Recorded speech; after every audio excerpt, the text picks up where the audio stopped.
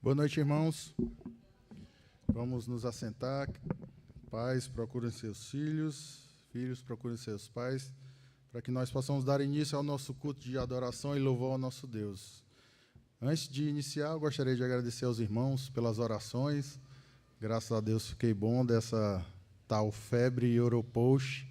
É um pouquinho pior do que a dengue e do que a chikungunya. Mas, graças a Deus, estou bem. Obrigado a todos que oraram. Obrigado pelo carinho, pelos irmãos terem lembrado de mim em suas orações. Muito obrigado, viu? Foi de fundamental importância.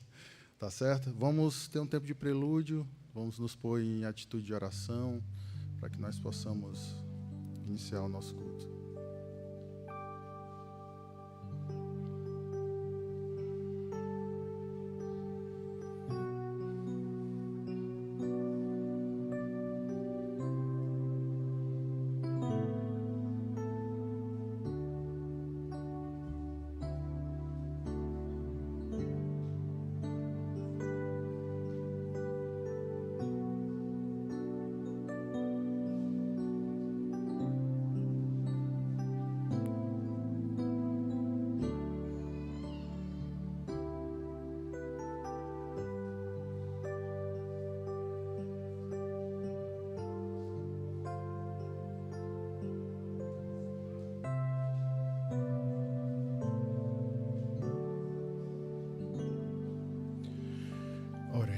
Nosso Deus, nosso Pai, amado, bendito, Senhor, nós te agradecemos, Senhor, por mais esse dia de vida, por mais essa oportunidade, Senhor, de podermos render graças, podermos bendizer o Teu nome, louvar o Teu nome aqui na Tua igreja local, Senhor. Agradecemos porque o Senhor que permite a cada um de nós ter chegado até aqui. Agradecemos também porque o Senhor cuida de todos nós. Pedimos para que o Senhor cuide dos que não puderam chegar, se por conta de problemas de doença ou do trabalho. Abençoa, Senhor, cuida desses irmãos também. Pedimos para que o Senhor esteja aqui conosco, Senhor, conduzindo todos os trabalhos que serão realizados. Recebe, Senhor, essa oferta, esse serviço. Senhor, abençoa também a celebração da Santa Ceia, os louvores, a pregação. Prepara os nossos corações para que nós possamos estar atentos e sedentos pelo alimento espiritual, Senhor. É em nome de Cristo que nós choramos e te agradecemos. Amém, Senhor. Gostaria que os irmãos abrissem suas Bíblias no livro de Salmos, capítulo 62. Quem for abrindo, por favor, se ponha de pé, em reverência à leitura da palavra do Senhor. Salmos, capítulo 62. Eu vou ler os versículos ímpares e os irmãos, por favor, me ajudem lendo os versículos pares. Salmos, capítulo 62. Salmo de Davi para o músico mor sobre Jedutum. A minha alma espera somente em Deus, dele vem a minha salvação.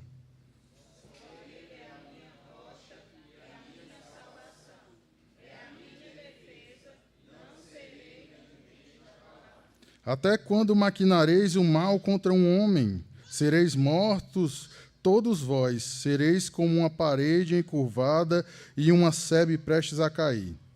Eles somente consultam como hão de derrubar a sua excelência.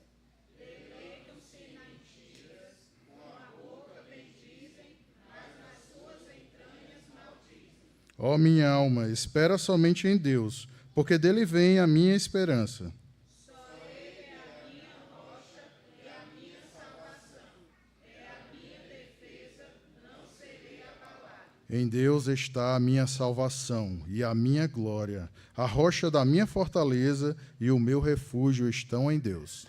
Confiai nele, ó povo, em todos os tempos. Derramai perante ele o vosso coração. Deus é o nosso refúgio. Certamente que os homens de classe baixa são vaidade, e os homens de ordem elevada são mentira. Pesados em balanças, eles juntos são mais leves do que a vaidade. Não confieis na opressão, nem vos ensoberbeçais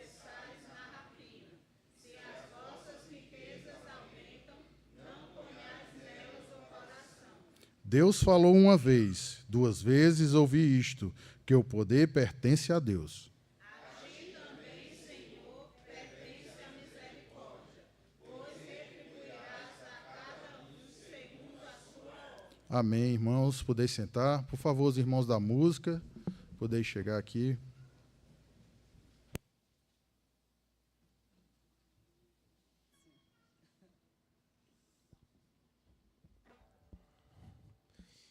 Boa noite. Vamos louvar o nome do nosso Deus, entoar cânticos ao Senhor, entregar o nosso culto a Deus. Estamos aqui para oferecer o nosso louvor, nossa oração, nossa atenção a esse Deus que é merecedor de toda honra, glória. Eu digo para o pastor que para mim é um desafio todo domingo, estar 100% aqui conectado. Pré-segunda, você está começando a pensar nas coisas que você vai fazer no outro dia. Mas estamos aqui para realmente se conectar com Deus, entregar o nosso culto ao nosso Senhor e exaltá-lo, com todo o nosso ser. Então, quero lhe convidar a cantar bem forte, bem alto para o nosso Deus, com todo o seu fôlego ao Senhor. Estamos lendo todo domingo o livro de Salmos e nós vemos aqui o povo empenhado em louvar e exaltar o nome do Senhor, e eu quero lhe convidar a isso também. Vamos louvar o Senhor com o cântico Rendei Graças.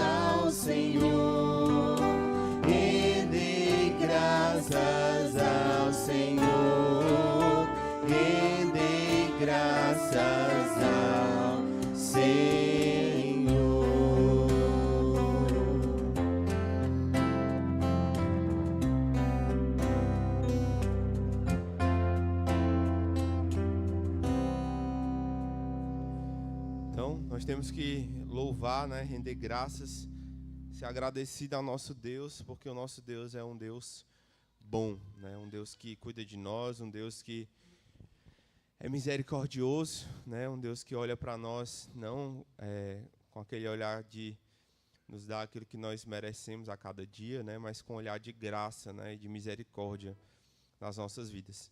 Vamos louvar o Senhor com o hino 41 do Cantor Cristão, Reconhecimento.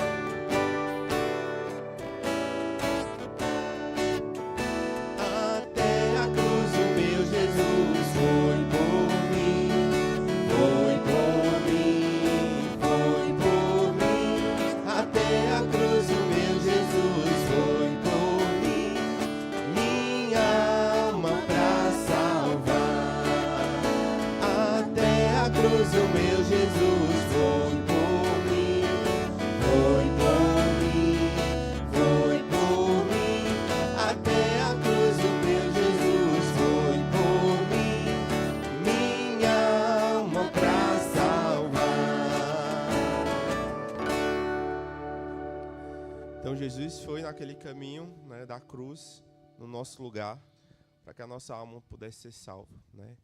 Jesus morreu, a gente dá essa ênfase, né, mas também a ênfase principal é que ele ressuscitou. Se ele tivesse apenas morrido, seria só um mártir, mas ele ressuscitou para que a gente pudesse ter a redenção no seu sacrifício, né?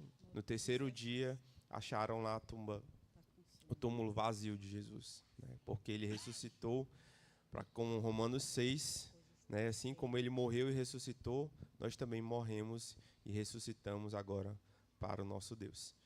Vamos louvar o Senhor com o cântico A Cruz Não Foi o Seu Fim.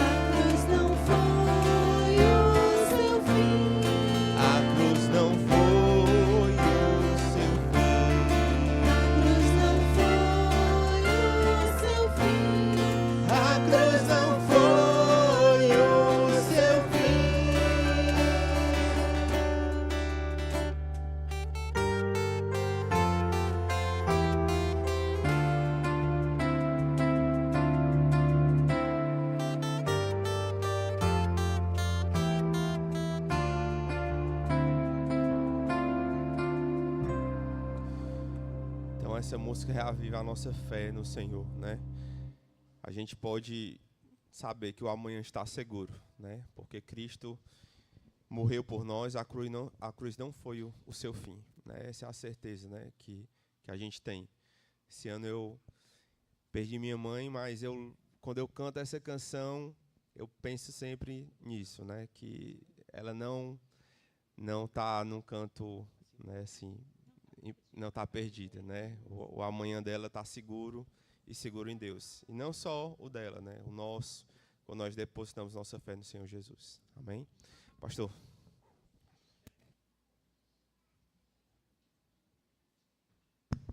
Boa noite. Que bom. Irmãos, Elias colocou lá no grupo, tá certo? Acho que do Ministério Infantil. No final do culto, as pessoas que vão ajudar aí na semana, tá certo? Ele gostaria de conversar com vocês, tá bom? Então, esperem um instante, tá? Também tem um aviso aqui, deixa eu dar logo esse, não esqueço. É 27, né, Jaque? 27 desse mês, nós temos culto de ações de graças, tá certo? Um ano aqui, cadê ela? Tá lá, tá com Boni, tá certo, da Hannah. Então, a igreja está convidada, a irmã está convidando, tá certo? Então, coloque já na sua agenda aí, dia 27, tá? O pastor Rezevi também convidou a gente para participar do aniversário lá da igreja do Passaré. Acho que é 21 e 22 ou 20 e 21, sábado e domingo, tá certo? É 21 e 22 ou 20 e 21, estou com 20 e 21, tá certo? No sábado, então, aí, no domingo não dá, porque a gente tem culto aqui, tá bom? Mas quem quiser participar, tá certo? No sábado, você está livre para isso, tá? Acho que também, depois a gente conversa sobre essa data, viu, Boni? Tá certo que acho que, se não me engano, é o 3º ou 4º, né? De casais, né? É, por enquanto assim, tá certo? Depois eu vejo ali com o irmão. Pode passar ali, quarta-feira, nós temos ali, tá certo, o culto de oração, às 19 horas, tá? Volta só lá para o de oração. Na quarta-feira. Hã? Quinta, né? Quarta-feira a gente tem evangelismo, a gente tem discipulado, visitações. Não é culto de oração, tá certo? Mas tem um tempo de oração também para algumas pessoas que vêm aqui, né? Então, os irmãos estão dividindo aí. Então, às quartas-feiras, 19, nós temos essas programações importantes, tá? Oi? Tem sido uma bênção? Que bom, né? Quinta-feira, nosso culto de oração. Agora sim, tá certo? Então, lembre aí dessa data importante. Pode passar? No Couto Fernandes, nós também temos culto às sextas e evangelismo, também às 18 e às 19 horas. Pode passar? Mocidade, segundo e terceiro sábado, também aqui na igreja. É às 18, né? 18 horas, tá? Pode passar. Cesta do Amor, ao quilo, que nós trazemos para ajudar, tá certo? Aqui, aos irmãos da igreja e outros também. Pode passar? O Instituto, tá certo? Às 17, no primeiro sábado, e no segundo e no terceiro, às 16 horas, tá bom? Então, já está dando um pregozinho, né? Talvez a gente coloque, talvez um horário definido, só um horário que fica talvez melhor, né? Mas pode passar. Segundo o sábado, nós temos reunião de homens. E também nós temos nosso encontro de mulheres, né? Pode passar. Está a escola bíblica de férias aí, Destemidos. Nós combinamos na semana passada em reunião que a gente vai dividir, tá certo? A gente estava pretendendo fazer 2 simultaneamente, mas vimos, tá certo, que neste momento a melhor forma é ter uma agora, aqui, e uma, tá certo, posterior, lá no Couto Fernandes. Não é assim, né? Então vai ser dessa forma, tá bom? Tá aí a data, 29 de julho a 2 de agosto. Vou passar aqui, mas a gente vê depois. Tem outros, passa lá. Irmãos, esses são os avisos. Alguém tem algum aviso que a gente não está lembrando? Janeiro, tá certo? Irmãos, hoje nós temos o privilégio de Cário estar aqui no nosso meio. Seja bem-vindo, viu? Satisfato, né? Quem está passando... Hã? Está passando uma semana aqui, graças a Deus. Foi uma surpresa para nós. Eu estava louvando ao Senhor porque o Senhor tem alegrado nosso coração com a presença dos irmãos, né? Tem animado a gente, isso para a glória dele, né? Vamos agradecer por isso. Vamos orar pela Simone também. Subiu aquela escada ali, ficou cansadinha, né? Okay. E ela de manhã ensaiou bastante, viu? Se esgoelou aqui, tá certo? Acabou todo o fôlego, né? Mas aí subiu a escada. Vamos orar pela saúde dela. Alguém tem algum pedido de oração, irmãos, para a gente interceder? Pode falar. Orar. Melhorar o joelho, tá certo. Então, é Dona Estrela? Tá certo. Eu estou confuso, né? Mas entendi, a Lourdes. Para Lourdes, para melhorar o joelho, a questão de saúde, né? Então, vamos orar pela Lourdes também. Vamos orar ali pela Simone. Mais alguém? O Boni já agradeceu. Wesley?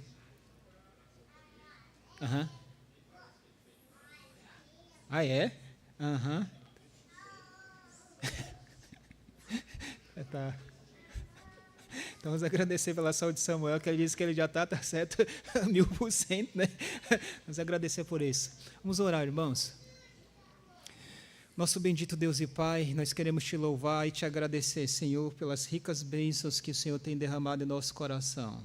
Obrigado, ó Deus, pela presença dos nossos queridos irmãos, que traz alegria e felicidade para nós. Pai, já há um tempo que não víamos, e o Senhor tem permitido passar esse tempo aqui.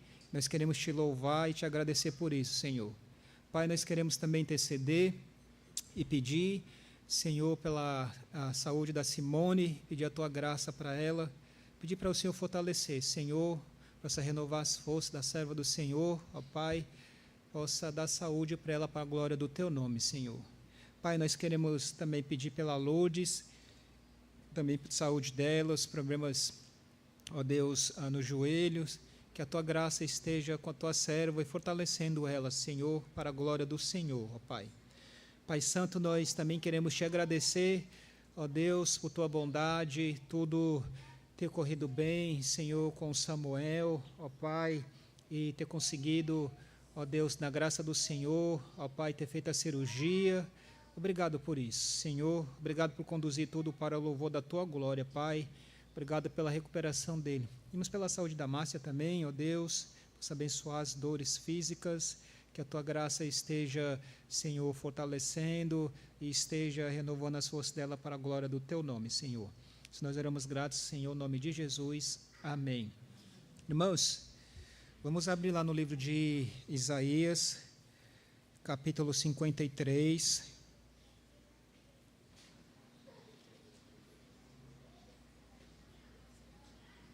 Isaías capítulo 53. Vamos todo mundo ler juntos, Isaías 53, todo o texto dessa palavra a partir do versículo 1. Isaías capítulo 53, versículo 1. Vamos lá?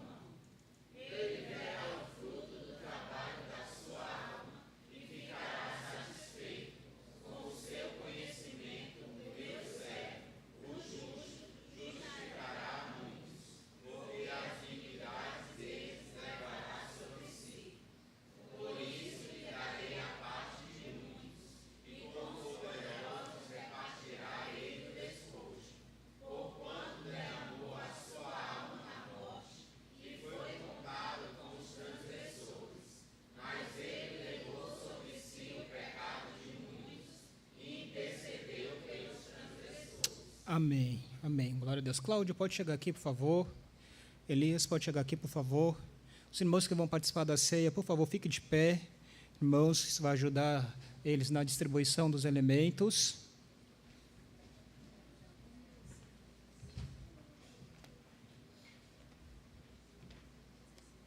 Pode distribuir.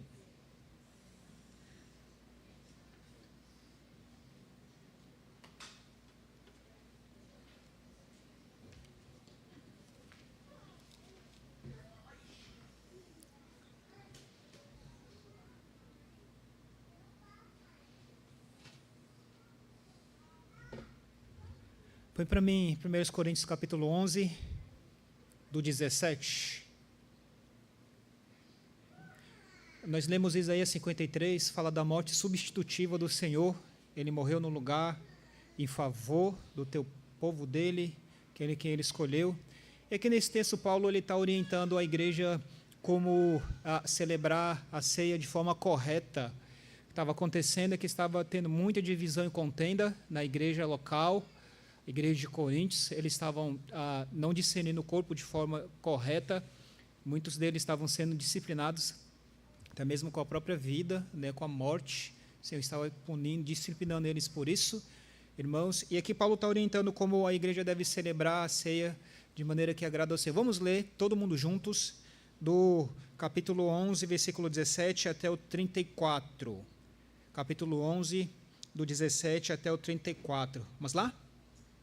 Nisto, porém, que vou dizer-vos, não vos louvo, porquanto vos ajuntais não para melhor, senão para pior. Porque antes de tudo ouço que, quando vos ajuntais na igreja, há entre vós dissensões, e em parte o creio. E até importa que haja heresias, para que os que são sinceros se manifestem entre vós. De sorte que, quando vos ajuntais num lugar, não é para comer a ceia do Senhor, porque comendo, cada um toma antecipadamente a sua própria ceia, e assim um tem fome e o outro embriaga-se. Não tendes, porventura, casas para comer, para beber? Ou desprezais a igreja de Deus e envergonhais os que nada têm? Que vos direi? Louvar-vos-ei? Nisto não vos louvo. Porque eu recebi do Senhor o que também vos ensinei, que o Senhor Jesus, na noite em que foi traído, tomou o pão, e tendo dado graças, o partiu e disse: Tomai e comei, este é o meu corpo, que é partido por vós. Fazei isso em memória de mim. Semelhantemente também, depois de cear, tomou o cálice, dizendo: Este cálice é o novo testamento no meu sangue. Fazei isso todas as vezes que beberdes em memória de mim.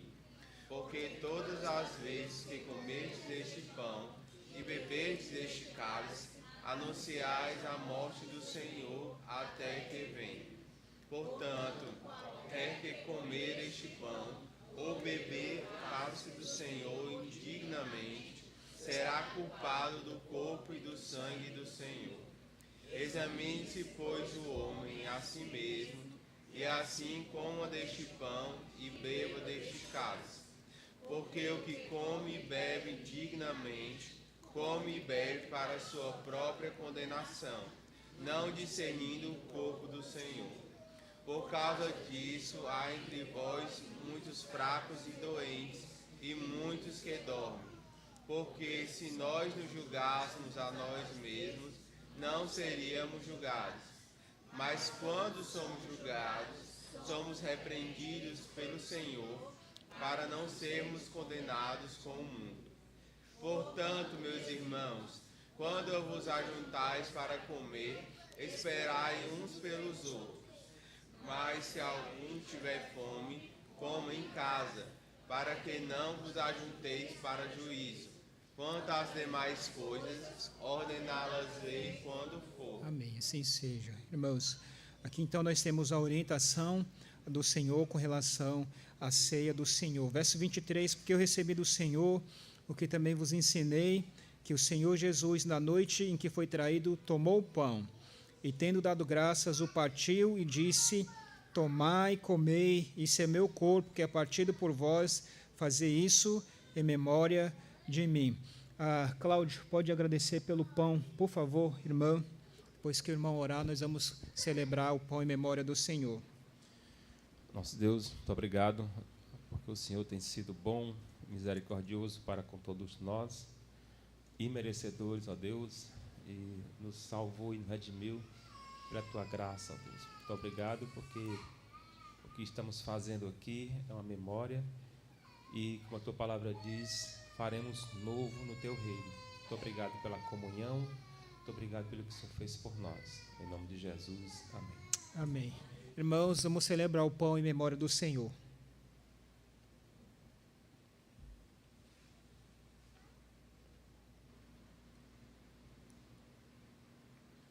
Verso 25, semelhantemente também, depois de cear, tomou o cálice, dizendo: este cálice é o novo testamento no meu sangue, fazei isso todas as vezes que beberdes em memória de mim, porque todas as vezes que comerdes este pão e beberdes este cálice, anunciais a morte do Senhor, até que Ele venha. Então, irmãos, o cálice aqui é o testemunho do sangue do Senhor Jesus Cristo, e nós devemos fazer isso todas as vezes em memória do Senhor. Elias, por favor, pode orar, irmão, pelo cálice. Oremos. Senhor Deus, amado Pai, te agradecemos, Senhor Deus, por se oferecer como o Cordeiro perfeito, sofrer, Senhor Deus, o que deveríamos ter sofrido, derramado teu precioso sangue na cruz, Senhor Deus, como sacrifício completo, pleno, Senhor Deus, para nos purificar, nos libertar e nos salvar, e nós te agradecemos, ó Deus, por isso. Como diz a tua palavra, não foi por coisa corruptível, mas foi pelo teu precioso sangue derramado na cruz do Calvário. Obrigado por decidir nos amar, por decidir se entregar por nós, e também por decidir nos chamar, nos resgatar, Senhor Deus, nos transformar e nos salvar. Somos gratos a Ti por isso. Senhor Deus, é o Senhor bom, e nos ajuda, Senhor Deus, a permanecermos fiéis a Ti até o fim. Te agradeço por tudo, em nome de Jesus. Amém, Senhor. Amém. Irmãos, vamos tomar o cálice em memória do Senhor.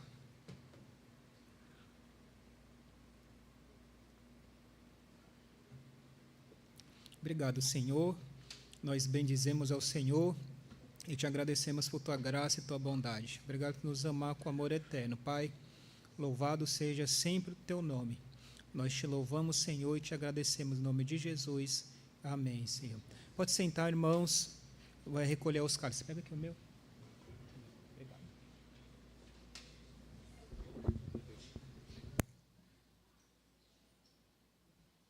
Os irmãos da música podem retornar aqui, por favor, enquanto ele pega os cálices.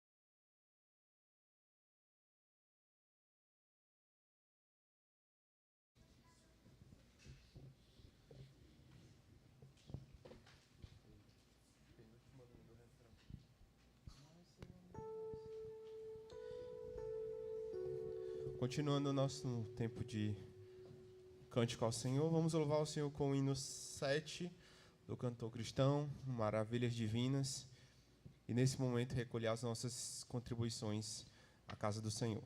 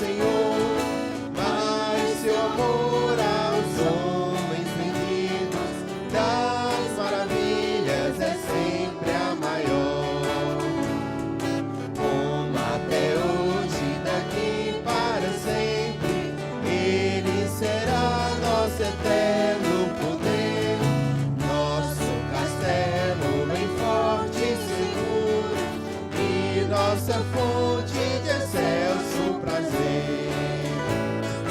No céu, na terra, que maravilhas vai operando o poder do Senhor.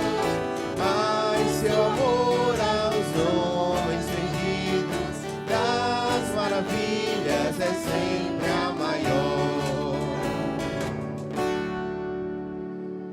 Aproveitar que o cara está aqui, eu pedi para ele orar agradecendo. Em português, tá bom, irmão? Por favor.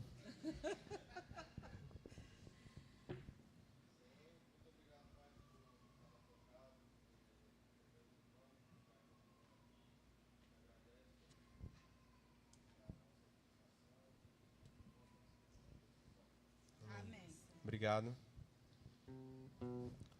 Vamos louvar o Senhor com um cântico, Seja Engrandecido.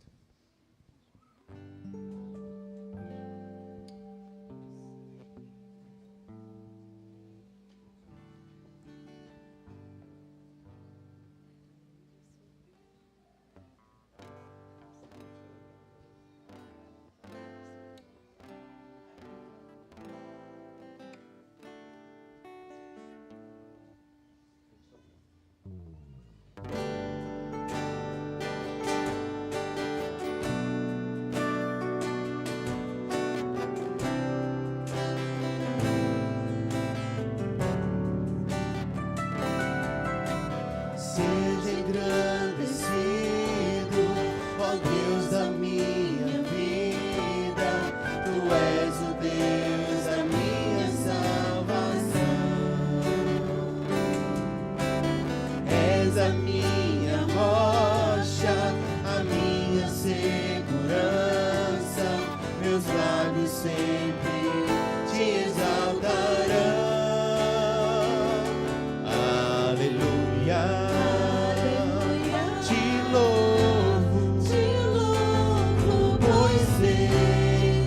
Sobre todos és Senhor. Aleluia. Te louvo, pois sei, sobre todos és Senhor. Seja engrandecido, ó Deus da minha vida. Tu és o Deus da minha salvação. És a minha rocha, a minha segurança. Meus lábios sempre te exaltarão. Aleluia. Te louvo, pois sei, sobre todos és Senhor. Aleluia. Te louvo, pois sei, sobre todos és Senhor. Aleluia. Aleluia. Aleluia. Louvemos ao Senhor.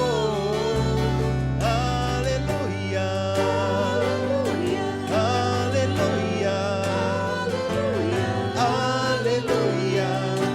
Louvemos ao Senhor.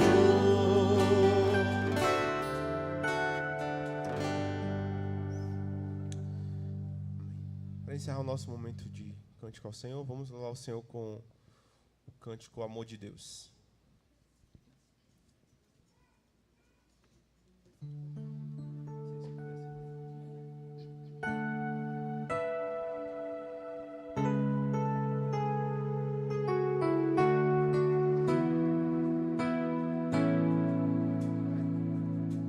Graça sobre graça recebi,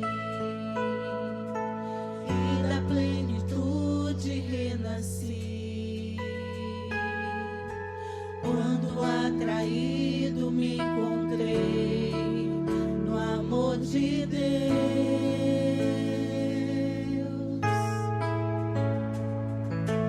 Vive poderosa salvação, luz que me alcançou na escuridão.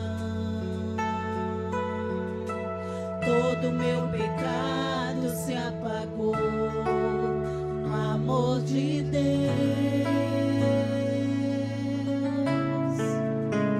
Logo eu, um pobre pecador, logo eu, tão fraco e tão devedor, logo eu, de graça recebi o amor de Deus.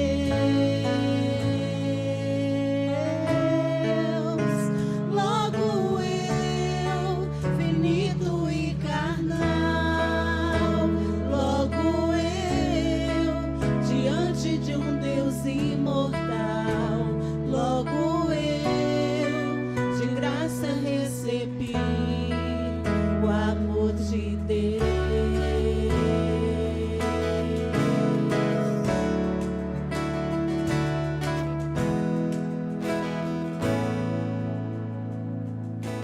Graça sobre graça recebi, e da plenitude renasci. Quando atraído me encontrei no amor de Deus.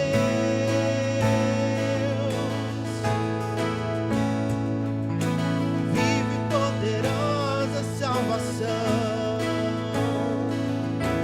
luz que me alcançou na escuridão. Todo meu pecado se apagou no amor de Deus. Logo eu, um pobre pecador, logo eu, tão fraco e tão devedor, logo eu, de graça recebi o amor de Deus. Logo eu, finito e carnal, logo eu, diante de um Deus imortal, logo eu, de graça recebi o amor de Deus. O amor de Deus é rico em benefícios. O amor de Deus não mede sacrifícios. Nos braços desse amor recebo o perdão comprado por Jesus. O amor de Deus é puro e consciente como as manhãs, é firme e constante, se entregou na cruz e a morte derrotou o amor de Jesus.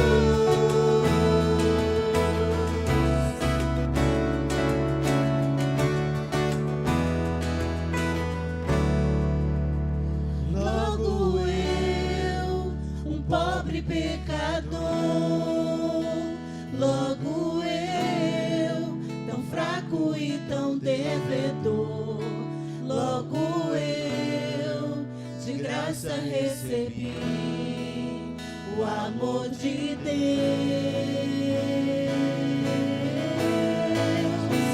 Logo eu, finito e carnal, logo eu, diante de um Deus imortal, logo eu, de graça recebi o amor de Deus.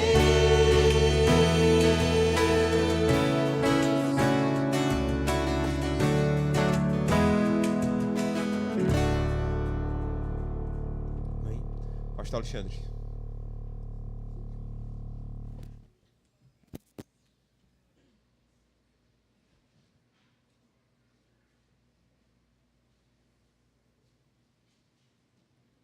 Título do nosso estudo: Lutando por Nossa Liberdade. Gálatas 2, de 1 a 10.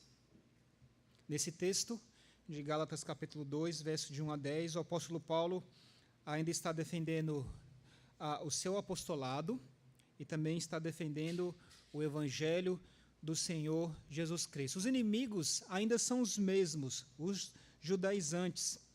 Os propósitos deles, dos judaizantes, é o mesmo: perverter o evangelho e perturbar a igreja do Senhor Jesus Cristo. A acusação desses falsos irmãos era que o evangelho pregado pelo apóstolo Paulo era diferente do evangelho pregado pelos apóstolos de Jerusalém. Muito do que eles falavam que o apóstolo Paulo não possuía autoridade e aval para pregar esse evangelho, e esse evangelho estava em discordância com o evangelho que os apóstolos de Jerusalém estavam anunciando. Eles estavam falando, irmãos, que este evangelho que Paulo estava pregando era diferente dos apóstolos da igreja de Jerusalém, porque um dos motivos e da razão deles era romper a unidade que existia no círculo apostólico. Eles estavam dizendo abertamente para aquela igreja da Galácia que os apóstolos eles se contradiziam no ensino da palavra de Deus. Era algo, tá certo, diferente que os apóstolos da igreja de Jerusalém ensinavam, e o apóstolo Paulo, que era apóstolo gentil, e outras pessoas que estavam com ele ali também. No capítulo 1, irmãos, nós vimos como Paulo mostrou que o seu evangelho ele vinha de Deus e não de homens. Ele diz que ele foi comissionado pelo Senhor e recebeu esse evangelho diretamente de Deus, como nós vamos ver aqui também por meio de revelação. Agora, aqui no capítulo 2, ele mostra que seu evangelho não é diferente do evangelho que foi pregado pelos apóstolos ali em Jerusalém, mas precisamente é o mesmo evangelho que aqueles apóstolos anunciaram. O evangelho que Paulo pregava era o mesmo que os apóstolos de Jerusalém estavam pregando. O texto de Gálatas capítulo 2, verso de 1 a 10, é uma resposta ao apóstolo Paulo à crítica que estava sendo feita ao ministério dele e também a mensagem do evangelho que ele estava anunciando. E nós vamos aprender nessa noite, irmãos, que devemos pregar que somente o evangelho traz liberdade. Creio que é muito disso que Paulo quer falar aqui dentro desse texto da palavra do Senhor. E nós também devemos pregar que somente o evangelho traz liberdade. Gálatas capítulo 2, verso 1. Depois, passado 14 anos, subi outra vez a Jerusalém com Barnabé, levando também comigo Tito. E subi por uma revelação e lhe expus o evangelho que prego entre os gentios, e particularmente aos que estavam em estima, para que de maneira alguma não corresse ou tivesse corrido em vão. Mas nem ainda Tito, que estava comigo, sendo grego, foi constrangido a circuncidar-se. E isso por causa dos falsos irmãos que se intrometeram e secretamente entraram a espiar a nossa liberdade, que temos em Cristo Jesus, para nos porem em servidão, aos quais nem ainda por uma hora cedemos com sujeição, para que a verdade do Evangelho permanecesse entre vós. E quanto àqueles que pareciam ser alguma coisa, quais tenha sido no outro tempo, não se me dá, Deus não aceita a aparência do homem. Esses, digo, que pareciam ser alguma coisa, nada me comunicaram. Antes, pelo contrário, quando viram que o evangelho da incircuncisão me estava confiado, como a Pedro o da circuncisão, porque aquele que operou eficazmente em Pedro para o apostolado da circuncisão, este operou também em mim com eficácia para com os gentios. E conhecendo Tiago, Cefas e João, que eram considerados como colunas, a graça que me havia sido dada, deram-nos a destra em comunhão comigo e com Barnabé, para que nós fôssemos aos gentios, e eles à circuncisão, recomendando-nos somente que nos lembrássemos dos pobres, o que também procurei fazer com diligência. Até aqui, irmãos, leitura da palavra do Senhor, vamos orar. Pai Santo, Ó Deus, nós queremos te louvar, te exaltar e te glorificar, Senhor. Obrigado, ó Deus, por ter nos amado, como nós cantamos, ó Deus, logo eu, ó Pai, o Senhor que nos escolheu. Obrigado, Senhor, nós não merecemos, Pai. Obrigado pela salvação, Senhor. Obrigado também pelo Evangelho, ó Deus, genuíno da Tua palavra, puro e perfeito, Senhor. O Evangelho de Jesus, que não precisa de acréscimo, Senhor, é suficiente e necessário para tudo o que precisamos e necessitamos, Senhor. É sobre esse Evangelho que nós queremos falar nessa noite, Senhor. É sobre esse texto da Tua palavra, Pai. Nós reconhecemos, ó Deus, a nossa incapacidade, Senhor. Por isso nós pedimos para o Senhor nos ajudar, Pai, para o Senhor nos capacitar a entender a Tua palavra, Senhor. Pai Santo, transforma o nosso coração, para que ele seja um lugar fértil, Senhor, para a ministração da Tua palavra, e por meio dela, pedimos que o Senhor transforme o nosso coração e a nossa vida, Senhor. Louvado seja o Teu nome, Pai, glorificado e engrandecido em todas as coisas. Nós te agradecemos assim, Senhor, no nome de Jesus. Amém, Senhor. Irmãos, devemos pregar que somente o Evangelho traz liberdade. Por quê? Por algumas razões que nós podemos observar aqui dentro do texto da palavra de Deus. Primeiro, porque todos são aceitos por Deus nos mesmos termos, a saber, a fé no Senhor Jesus Cristo. Nós devemos pregar que somente o Evangelho ele traz liberdade, porque todos são aceitos por Deus nos mesmos termos, a fé em Cristo Jesus. Quando nós lemos o livro de Atos, nós percebemos que o apóstolo Pedro ele fez várias viagens até Jerusalém. As pessoas chegam até contar que ele fez 5 viagens ali, tá certo, a Jerusalém, depois da conversão que ele teve diante do Senhor.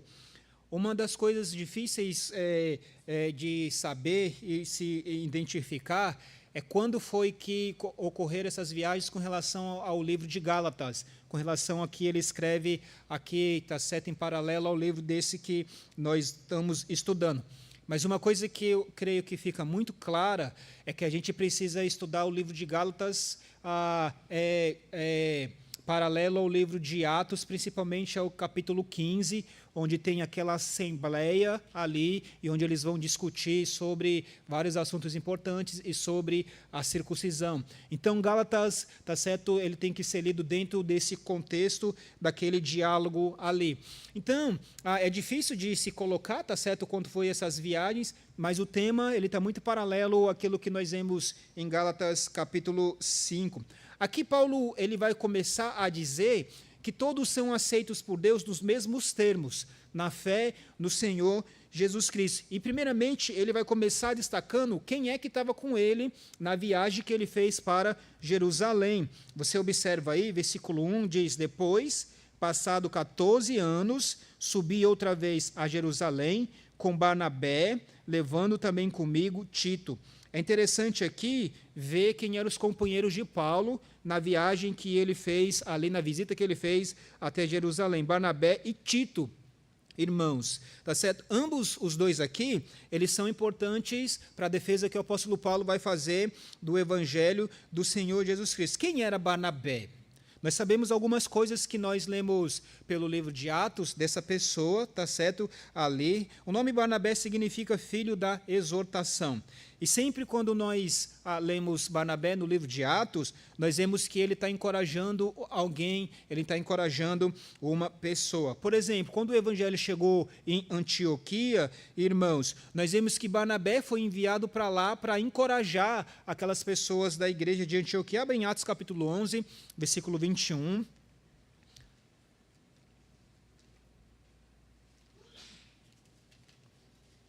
Atos 11, versículo 20. E a mão do Senhor era com eles, e grande número creu e se converteu ao Senhor.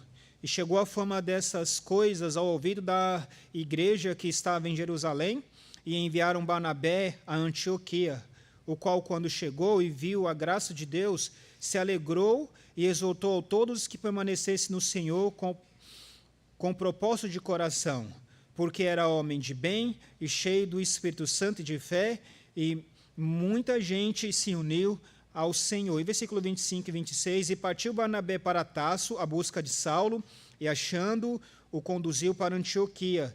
E sucedeu que todo um ano se reuniram naquela igreja e ensinaram muita gente, e Antioquia foram os discípulos pela primeira vez chamados cristãos. Aqui nós vemos, como eu disse, irmãos, que Barnabé, ele está encorajando. Você percebe que quando ele viu que algumas pessoas tinham crido na palavra do Senhor, ele chega na igreja de Antioquia, enviado pela igreja de Jerusalém, para encorajar aqueles irmãos que estavam na fé, para que eles se fortalecessem mais.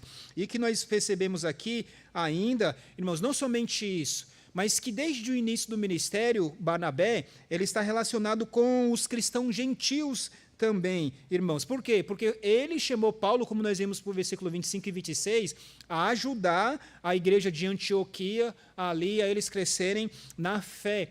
Quando você percebe, então, sobre Barnabé, você vai ver muito sobre isso, sobre a vida dele. Outra coisa que é importante a gente destacar é que Barnabé também, ele acompanhou Paulo na sua primeira viagem missionária. Atos capítulo 13, verso de 1 a 3, vai falar que eles estavam servindo lá na igreja. Desculpe, irmãos, que eles estavam servindo lá na igreja, e que quando eles foram enviados ali para fazer a obra do Senhor, você vai perceber que o versículo 3 diz que Barnabé e Paulo, eles foram enviados para realizar a obra do Senhor nessa primeira viagem missionária.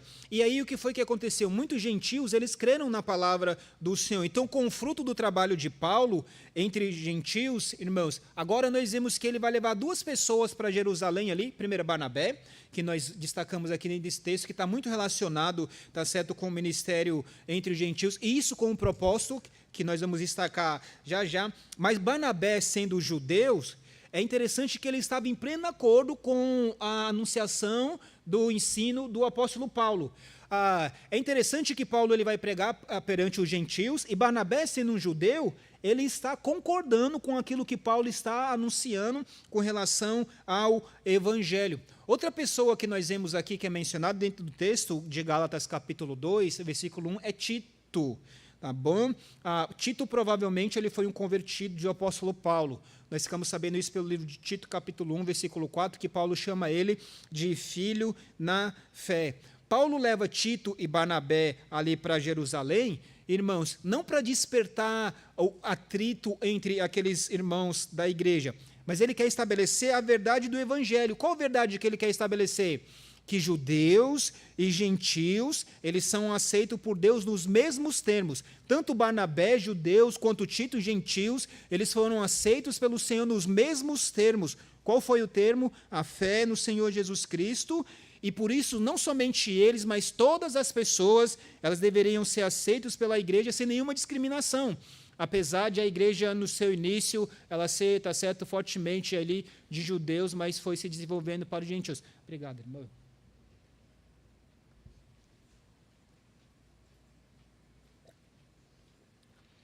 Então, Paulo quer mostrar aqui para eles, logo de início, que Barnabé, que era um judeu, e Tito também, que era gentil, eles se converteram para o Senhor com base no mesmo evangelho. Então, ele leva esses 2 ali para Jerusalém. Mas por que ele levou esses 2 ali para Jerusalém?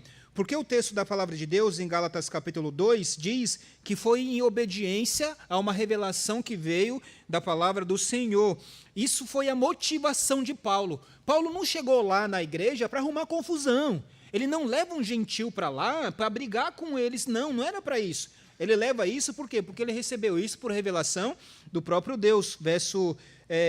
Capítulo 2, versículo 2 diz, e subi por uma revelação. Então, ele tinha recebido essa revelação, ou seja, o propósito aqui dessa viagem de Paulo a Jerusalém, irmãos, foi por causa que ele tinha recebido uma revelação do Senhor ali naquele momento, e ele ia chegar ali naquele momento. Mas por que ele chega ali em Jerusalém e ele recebe essa revelação e ele vai para lá? Ele vai para lá porque ele tem um propósito. E qual era o propósito dele? Está claro aí no versículo, para nós, versículo 2, que diz, e subi por uma revelação e lhe expus o evangelho que prego entre os gentios. Então, Paulo vai para Jerusalém Jerusalém, ele leva Barnabé, ele leva Tito, com o propósito, irmãos, de expor o evangelho que ele estava pregando entre os gentios. Ele quer expor para os apóstolos que estão já em Jerusalém, para demonstrar qual era o evangelho que ele estava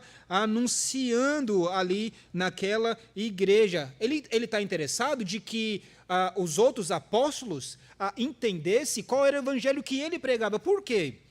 Porque muitas das igrejas, como nós sabemos, por exemplo, na igreja de Roma, não foi uma igreja que foi fundada pelo apóstolo Paulo. E o apóstolo Paulo, quando escreve a carta de Romanos, por exemplo, você vai perceber que ele tinha o desejo de que aquela igreja conduzisse ele na viagem missionária para a Espanha.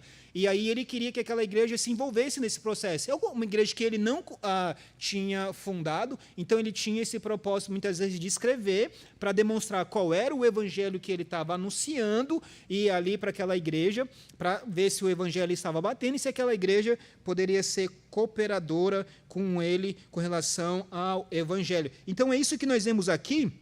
No versículo 2, ele sobe para Jerusalém por uma revelação que ele recebe e ele expõe o evangelho que ele está pregando entre os gentios. E eu quero destacar uma coisa aqui, no finalzinho do versículo 2, irmãos, ele vai pregar o evangelho para algumas pessoas que ele diz aqui que era de autoestima, provavelmente não se sabe se é esse de autoestima, está certo, os apóstolos ali na igreja ou outras pessoas, mas o que eu quero destacar aqui no versículo 2 é para que de maneira alguma não corresse ou não tivesse corrido em vão. O que Paulo está querendo dizer com isso aqui? Outra tradução vai dizer, irmãos, para de algum modo não ter corrido em vão. Paulo, quando ele vai para Jerusalém, e ele vai por essa revelação do Senhor para expor o evangelho dele, ele tem uma preocupação.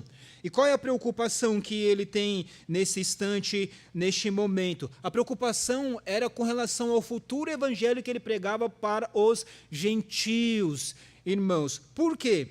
Porque se a acusação que se estava fazendo na igreja dos Gálatas fosse verdadeira e fosse algo comprovado ali, se a acusação de que ele estava pregando um evangelho diferente do evangelho dos apóstolos, o ministério do apóstolo Paulo estava acabado nas igrejas que ele ia chegar. Por quê? Porque eles não iam aceitar a pregação do evangelho que ele pregava. Por quê? Porque muitos entenderiam que era um evangelho diferente do evangelho que ele pregava, que os apóstolos pregavam. Por isso que nós vemos aqui no versículo 2, irmãos, que ele diz para que de maneira alguma não corresse ou não tivesse corrido em vão. Eu estava preocupado com isso, que o evangelho que ele estava anunciando ali, irmãos, entre os gentios, ele pudesse não ser aceito por eles e todo o trabalho que ele fizesse seria um trabalho perdido. Então, o propósito de Paulo era provar. E provar o quê? Que não existia uma ruptura, uma fenda entre o evangelho que ele pregava, como apóstolo aos gentios, e o evangelho que era pregado ali, tá certo, pelos apóstolos. Não havia uma divisão, não havia uma ruptura entre a mensagem que Paulo pregava e não a mensagem que os apóstolos eles estavam anunciando ali. Ou seja, não havia dois evangelhos, não havia conflito entre aqueles irmãos. Eles tinham ministérios diferentes, como nós vamos ver a partir do versículo 8 e 9. Eles tinham públicos diferentes em certo aspecto que eles anunciavam o evangelho, mas o evangelho era o mesmo que eles estavam pregando. O evangelho que Paulo pregava era o mesmo, o evangelho que os apóstolos estavam pregando era o mesmo, irmãos. Como nós podemos ver aí, tá certo, ainda no versículo 2, esse evangelho que ele estava anunciando. Qual era o evangelho que Paulo pregava? É o mesmo evangelho que nós pregamos hoje. O evangelho que, aliás, o evangelho que Paulo pregava é o evangelho que muitos de nós pregamos hoje. Atos capítulo 13, abra lá. Atos capítulo 13. Vamos ler o versículo 30. Atos 13, 38 diz: Seja-vos, pois, notório, homens e irmãos, que por este se vos anuncia a remissão dos pecados, e de tudo o que pela lei de Moisés não pudeste ser justificado, porque por ele é justificado todo aquele que crê. A lei de Moisés não pôde trazer justificação. Somente o que pode trazer justificação, como nós vemos aqui, irmãos, é a fé no Senhor Jesus Cristo por meio do sacrifício que Cristo fez na cruz. Paulo está anunciando esse evangelho, ele está pregando esse evangelho por toda a parte. Paulo quer deixar claro que só existe uma mensagem, só existe um evangelho. Um evangelho diferente disso seria outro evangelho, como ele fala em Gálatas capítulo 1, seria um falso evangelho, e esse evangelho deveria ser anátema, deveria ser condenado. Não existe um evangelho paulino, um evangelho que é de Pedro, um evangelho que é de João, irmãos, como se um fosse diferente uns dos outros. Isso era um erro que os judaizantes estavam colocando ali na igreja. Os apóstolos não se contradiziam.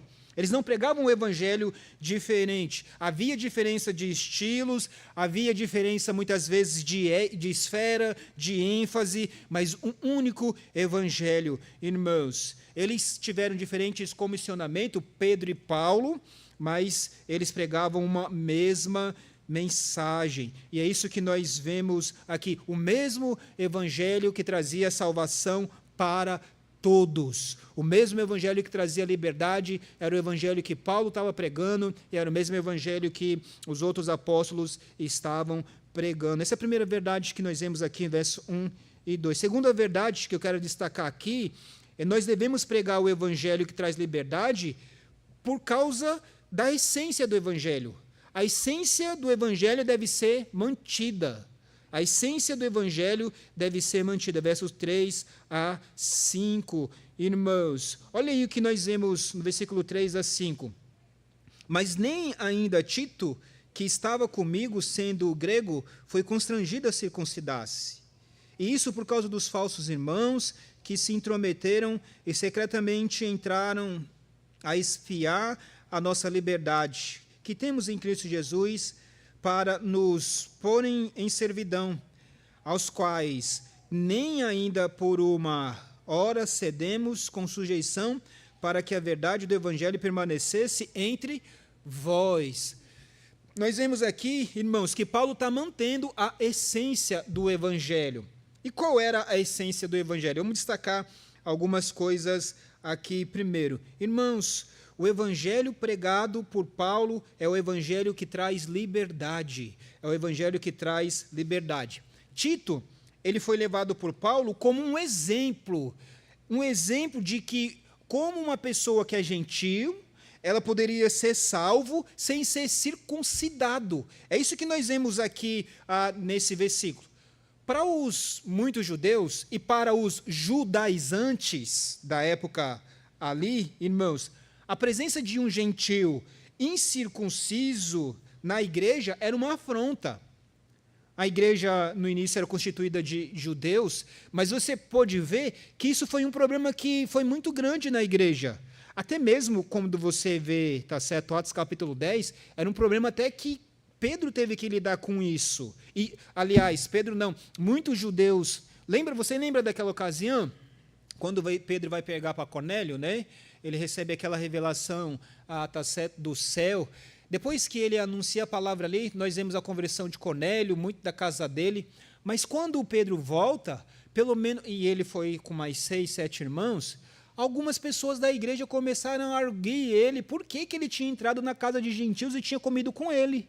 Existia ainda essa dificuldade, esse problema de os gentios serem aceitos. E Paulo lutou contra isso muitas vezes. E aí Pedro vai falar, irmãos, que eles receberam o Espírito Santo, os gentios, da mesma forma que os judeus receberam o Espírito Santo no início da igreja, como Deus está formando ali um corpo. E aqui nesse instante, neste momento, é isso que ele está querendo destacar. Mas para os judaizantes, ter um gentil que fazia parte da igreja era algo muito ruim, era algo problemático. Mas para Paulo, não. Para Paulo, ter um gentil na igreja era uma evidência de que a graça do evangelho tinha libertado aquela pessoa também. Não somente tinha libertado os judeus, mas o evangelho estava libertando outras pessoas também. Então, Paulo ele não ia ceder para a pressão que estava sendo feita naquele momento pelos judaizantes. E qual era a pressão que eles estavam fazendo? Não somente nessa situação. A pressão que eles estavam colocando é que para uma pessoa fazer parte do povo de Deus, ela tinha que ser circuncidada. E aí, isso estava comprometendo a essência do evangelho que estava sendo anunciado. O evangelho ele veio trazer libertação, Paulo vai dizer. E ele vai dizer que uma pessoa, tá certo, que recebeu esse evangelho, não necessariamente precisava ser circuncidada. Abre em Atos capítulo 15.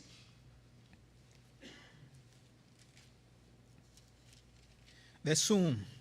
Atos 15, versículo 1.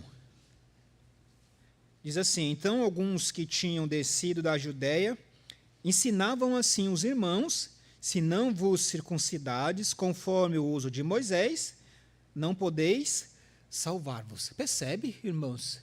Aqui o que está sendo dito, aqui eles estão dizendo que aqueles irmãos que receberam o evangelho de Cristo, se eles não se circuncidassem, segundo o costume da lei de Moisés, eles não poderiam ser salvos. O que eles estão dizendo aqui agora neste momento? Olha, esse evangelho é verdade, ele traz liberdade, traz libertação, mas é necessário mais alguma coisa. É necessário mais, para vocês fazerem parte do povo de Deus, vocês precisam se circuncidar, como nós vemos em Atos capítulo 14, versículo 1, irmãos. O evangelho verdadeiro, ele traz liberdade, irmãos. Agora, o fato de eles serem livres desse evangelho do Senhor Jesus Cristo, e se eles se voltassem para essa prática da circuncisão, essa liberdade estaria danificada. Não era liberdade, por quê? Porque eles teriam esse evangelho e algo mais ali para que eles, de fato, fossem fazer parte do povo de Deus. E isso era escravidão da lei, era se colocar debaixo desse jugo, desse rito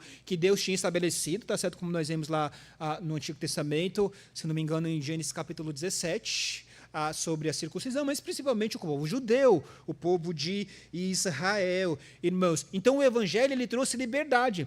Mas o que estava acontecendo? Alguns estavam voltando para a escravidão do judaísmo, e algumas pessoas estavam usando essa liberdade que eles estavam tendo em Cristo, irmãos, naquele momento, para licenciosidade, para viver uma vida não de santificação, que não agradava a Deus, ao Senhor. Por isso, volte para Gálatas capítulo 5, Gálatas capítulo 5, e vamos ler o versículo 13. Gálatas capítulo 5, versículo 13. Vamos ler o versículo 1, irmãos, e o 13, tá? Gálatas 5, 1. Estais, pois, firmes na liberdade com que Cristo nos libertou, e não torneis a colocar-vos debaixo do jugo da servidão. Olha, Cristo libertou vocês. Não se torne a colocar debaixo do jugo da servidão, da circuncisão. Ali, versículo 13. Porque vós, irmãos, fostes chamados à liberdade. Não useis, então, da liberdade para dar ocasião à carne, mas servi uns aos outros pelo amor. Então, você percebe aqui que eles foram livres, Cristo tinha libertado eles, mas eles não podiam usar isso para dar lugar à licenciosidade, irmãos, para dar lugar a uma vida de não santificação. Paulo vai dizer que era completamente ao contrário. Ou seja, eles eram livres, irmãos, mas eles eram livres não para ficar solto, para viver e fazer o que quiser e viver da vida deles. Não, irmãos, eles eram livres do jugo da escravidão da lei, mas eles eram livres para se colocar debaixo do jugo do senhorio de Cristo. Eles tinham Cristo como Senhor. Eles deixaram de ter um Senhor que estava escravizando eles, que estava levando para a condenação, irmãos, e tem um Senhor agora que eles deveriam obedecer, que esse Senhor é o próprio Senhor Jesus Cristo. Irmãos, as pessoas querem liberdade, e elas querem liberdade sem restrição, principalmente porque elas acham que é dona da vida dela e guia a vida dela da maneira dela, do jeito que ela quer, e ela quer viver a vida do jeito dela. Mas nós devemos lembrar que fora do senhorio de Cristo, a liberdade é uma ilusão. Quem quer ficar debaixo, fora do senhorio do Senhor Jesus Cristo, de fato ele se torna escravo. E se torna escravo de muitas coisas. Se ele não está debaixo do senhorio de Jesus Cristo, ele vai se tornar escravo de qualquer outra coisa que vai ser senhor da vida dele ali, irmãos. Então, Paulo está querendo dizer aqui, irmãos, que a pessoa ela é livre por meio desse evangelho, e ela não tem que se sujeitar a esse rito. Por isso que nós vemos aqui, que Tito, ele não foi constrangido a ser circuncidado, no versículo 3, mas nem ainda Tito, que estava comigo sendo grego, foi constrangido a circuncidar-se. Por quê? Porque na cabeça de Tito, na cabeça de Paulo, ele já era livre, não tinha que se submeter àquele rito. Mas o que estava acontecendo é que algumas pessoas, os judaizantes, estavam entrando na igreja e eles estavam dizendo que para que Tito e outros fossem salvos, os outros gentios, eles tinham que fazer isso dessa forma, irmãos. Era verdade que ele era um judeu, um gentil ali naquele momento, e incircunciso. Ele não se circuncidou, mas também era verdade que ele era um convertido. E foi um grande homem usado pelo Senhor. Você vê isso na carta de Tito, que foi a carta pastoral. Você vê em outros textos da palavra de Deus, como ele foi grandemente uma pessoa que abençoou a vida de outras pessoas. E por quê? Porque ele foi aceito pelo Senhor Jesus Cristo. Ele foi aceito por Deus em Cristo Jesus. E para Paulo isso era suficiente. Nada mais era necessário para a salvação, irmãos. E isso ficou muito claro naquele concílio que eles fizeram lá na igreja de Jerusalém. Deixa anotado aí.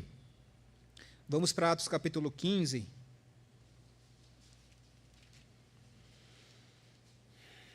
Verso 11.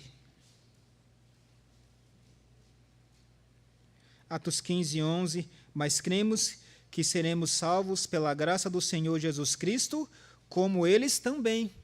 Aqui você vê os servos do Senhor dizendo que eles foram salvos pela fé no Senhor. Eles criam nisso, pela graça do Senhor Jesus Cristo, como os outros também, tanto judeus quanto gentios, tinham sido salvos. Esse evangelho é o evangelho que traz liberdade. Também esse evangelho é o evangelho que não depende da aprovação de homens. Esse evangelho traz liberdade e não depende da aprovação de homens. Verso 6, Gálatas capítulo 2, vai dizer o seguinte: e quanto àqueles que pareciam ser alguma coisa, quais tenham sido no outro tempo, não se me dá.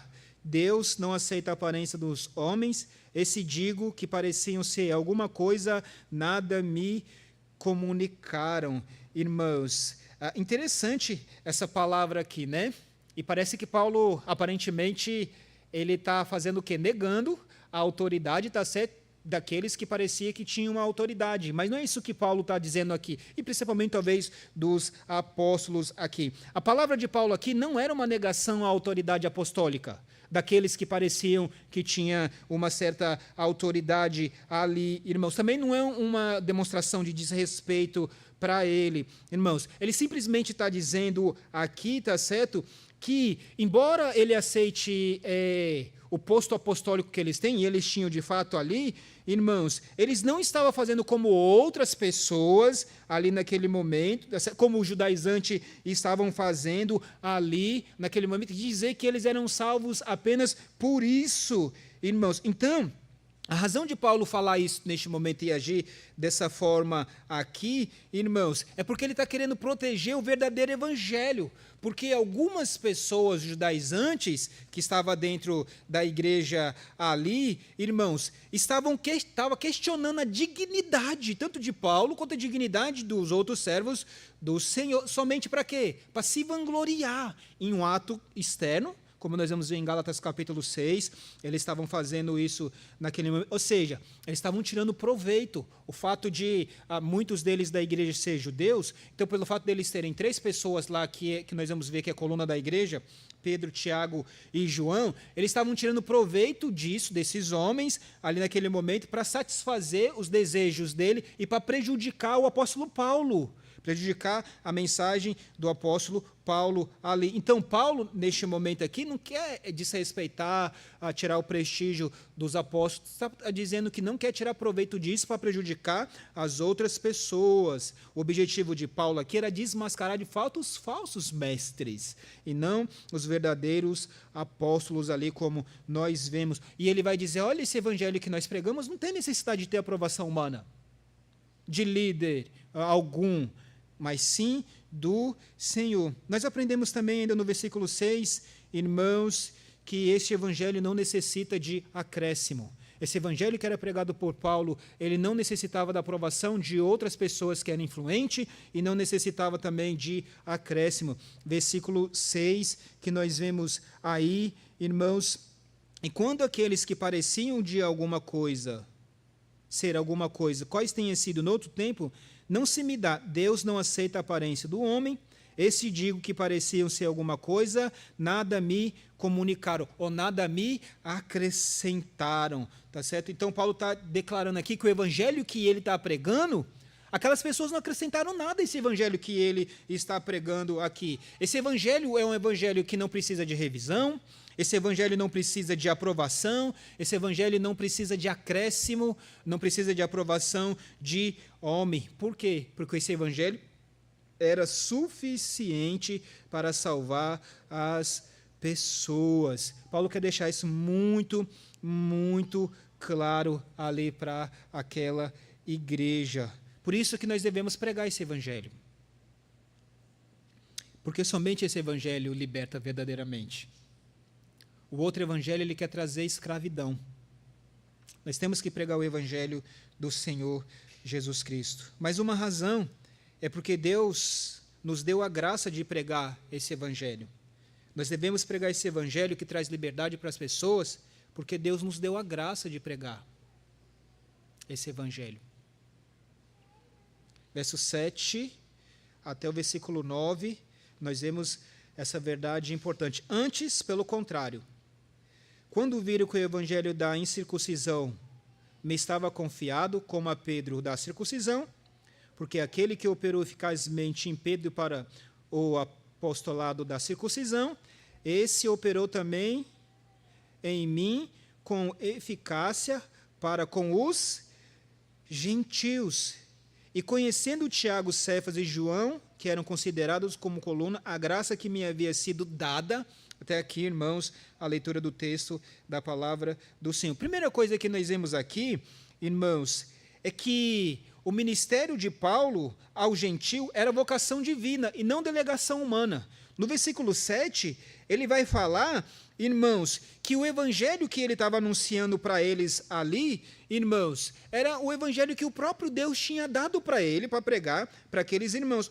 E ele vai dizer que o mesmo evangelho que ele está pregando é o mesmo evangelho que Pedro também estava pregando. Ele quer deixar claro ali, ou seja, o mesmo Jesus, ele chamou, tá certo, este homem com santa vocação. A vocação de Paulo ali, ela foi determinada pelo próprio Senhor Jesus Cristo. Olha aí, o versículo 7 diz que o evangelho da incircuncisão estava confiado.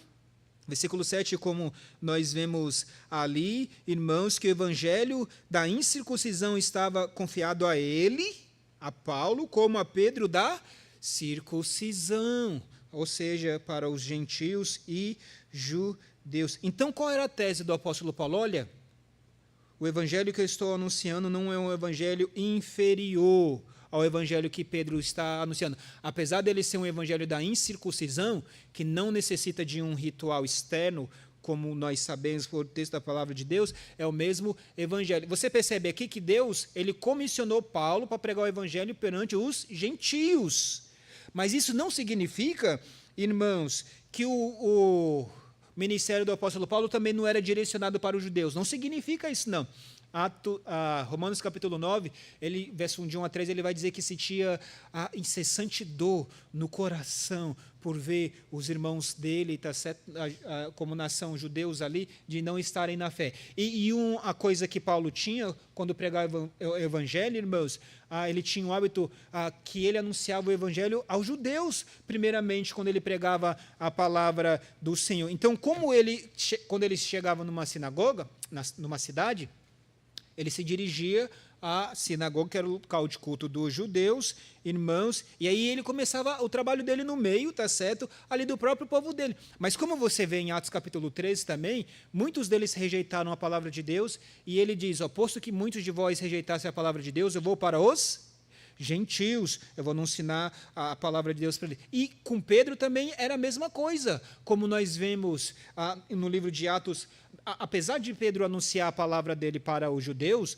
nós vemos que Pedro também anunciava a palavra do Senhor para os gentios também. Atos capítulo 8 vai falar sobre isso, Simão, o mágico. Atos capítulo 10 vai falar de Cornélio, que ele estava anunciando a palavra do Senhor. Ou seja, nós vemos essas duas pessoas aqui, e cada um deles estava concentrando esforço no campo que o Espírito Santo havia designado, havia separado eles para anunciar a palavra do Senhor. Pedro, Tiago e João, eles iam pregar para os judeus, tá certo? Paulo, Barnabé e Tito para os gentios, anunciando a palavra do Senhor. Então foi Deus que comissionou esses homens para pegar a palavra dele, irmãos.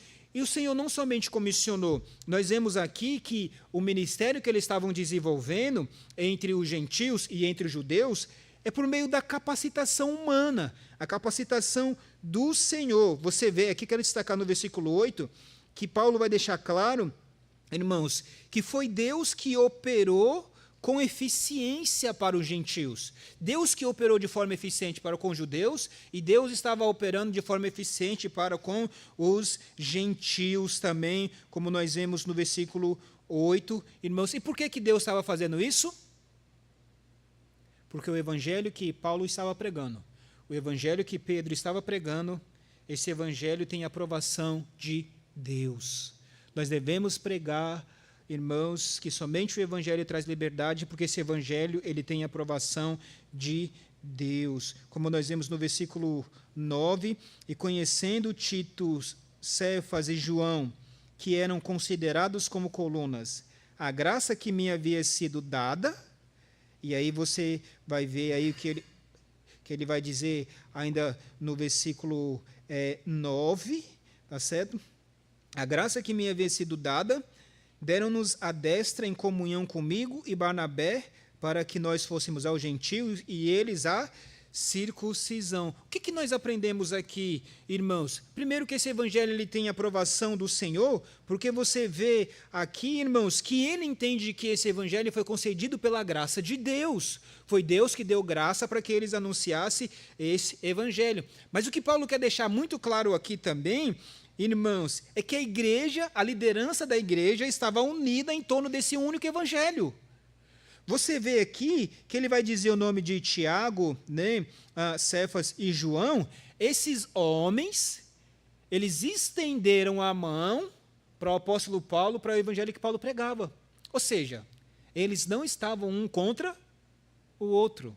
Eles estavam juntos pregando o mesmo evangelho, irmãos. Se a liderança da igreja estivesse dividida com relação ao conteúdo do evangelho, a igreja não prosperaria. Ela não avançaria. Irmãos, a igreja não cresceria, pois uma casa dividida contra si mesma não pode permanecer de pé. E você vê, e Paulo está querendo deixar muito claro para aqueles irmãos da igreja judaizante, olha, eu tenho aprovação de Deus para esse evangelho que eu anuncio para vocês, e não somente isso, eu tenho aprovação dos outros apóstolos desse evangelho que eu anuncio, que eram colunas. Eles estão aprovando o evangelho que eu tenho anunciado perante vocês. Ele quer deixar isso muito claro para o judaizante e para aqueles irmãos. Ou seja, não havia divisão entre eles. E pelo fato de não haver divisão, não havia dúvida, irmãos, tá certo, que essa divisão que os judaizantes estavam falando, que acontecia na igreja, era só uma falácia. Era só algo que eles estavam levantando para trazer ali, tá certo, divisão para a igreja do Senhor Jesus Cristo. Finalizando, devemos pregar que somente o evangelho traz liberdade, porque o mesmo evangelho que liberta do pecado também assiste aos necessitados. Verso 10. O mesmo evangelho que liberta do pecado também assiste aos necessitados. Recomendando-nos somente que lembrássemos dos pobres, o que também procurei fazer com diligência. Os apóstolos deram uma recomendação para o apóstolo Paulo e para Tito e também para Barnabé. Lembre dos pobres, como nós vemos aqui. irmãos, por que isso é importante? Porque o evangelho da graça é o evangelho integral. Ele traz salvação para a alma da pessoa e, ao mesmo tempo, ajuda de forma assistencial. E aqui nós vemos que quando o nosso coração está aberto para Deus, irmãos, ele vai estar aberto para o próximo também. Nós teremos um coração aberto para o próximo. Aqueles que adoram ao Senhor, muitas vezes vão socorrer também os necessitados. Não existe um conflito entre evangelização e ação social.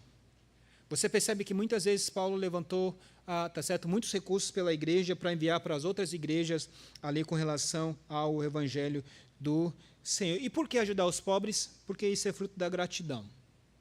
É fruto dos benefícios que o Senhor mesmo tem trazido, da misericórdia que ele tem demonstrado, irmãos. Paulo diz que aqueles que recebem benefícios espirituais, eles devem retribuir com benefícios materiais. Romanos 15, 26 e 27 fala sobre isso. O maior exemplo que a gente tem de generosidade é 2 Coríntios capítulo 8, versículo 9. O Senhor Jesus, que era rico, se fez pobre por amor de nós mesmos. E a Bíblia fala que aquele que é generoso, ele vai receber grande recompensa diante do Senhor. Essas são as verdades que nós vemos aqui do evangelho que Paulo pregava e é o evangelho que nós precisamos também pregar diante de Deus. Algumas considerações para nós, práticas.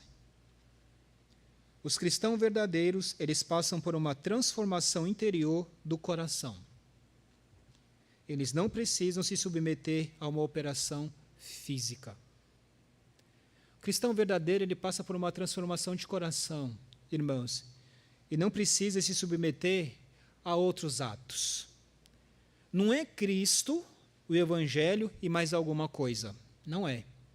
Não é Cristo e mais alguma coisa que vai fazer com que nós sejamos salvos. É somente Cristo e somente a obra de Cristo. Tá bom? Nós devemos lembrar disso. Segunda verdade, irmãos, é que muitos são contra a graça de Deus e eles tentam acrescentar algo ao evangelho da graça do Senhor, dizendo que nós somos salvos pela fé em Cristo e algo mais. Quando nós pregamos o evangelho assim, nós estamos de fato sendo contra o evangelho de Cristo. Quando se trata do evangelho, nós não podemos ceder. Negociar a verdade é abandonar a fé e a palavra de Deus. Não tem como ceder, irmãos, com o verdadeiro evangelho. Esse é o conteúdo do evangelho. Não tem como ceder e dizer que Cristo morreu pelos nossos pecados, segundo a Escritura, e ressuscitou ao terceiro dia, segundo as Escrituras, e a gente vai ceder. Nisso a gente não pode abrir mão. Cristo é o único Salvador, mas ninguém, mais nada. Naquilo que nós fazemos, a obra de Cristo na cruz é suficiente, necessária, e foi a única que Deus aceitou. As nossas obras sem Cristo, irmãos, vai dizer que é trapo imundo, sem o Senhor Jesus Cristo conosco. Isaías 64 fala sobre isso. A assembleia na igreja de Jerusalém, ela começou com uma grande oportunidade de divisão e dissensão. Nós vemos ali dois grupos de pessoas, e eles tinham opiniões bem fortes na igreja, e eles eram colunas e baluarte, lá como nós vemos. E aquela assembleia que era para tratar sobre esse assunto, irmãos, era uma oportunidade para divisão. Era uma oportunidade naquele momento ali para dissensão, de briga entre eles, para, eu estou certo, você está errado, ou eu estou certo aqui, esse evangelho que eu estou pregando, esse caminho que você está seguindo não é correto. Era uma grande oportunidade para que acontecesse isso. No entanto, se encerrou com a cooperação e concordância entre eles. Eles resolveram aquela questão sem divisão, sem briga ali, irmãos. Nós precisamos praticar muito dessa cooperação nas nossas reuniões, das nossas assembleias.